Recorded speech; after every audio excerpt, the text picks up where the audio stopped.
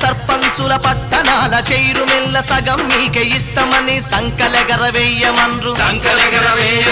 శాసనసభ సభ్యుల్లో పార్లమెంటు మెంబర్లు అరాకొరా సీటులిచ్చి ఐసు చేసి పోతండ్రు పవరు లేని పదవికుండే రిజర్వేషను ఆ ప్రధానమంత్రి పదవికి ఎందుకుండదు గా ముఖ్యమంత్రి పదవికైనా ఎందుకుండదు సమే చౌదరి గారు ఓ నాయుడు గారు రెడ్డి గారు ఓ రాజు గారు మీ పేరు చివరలో తోకలెందుకు ఈ ఊరు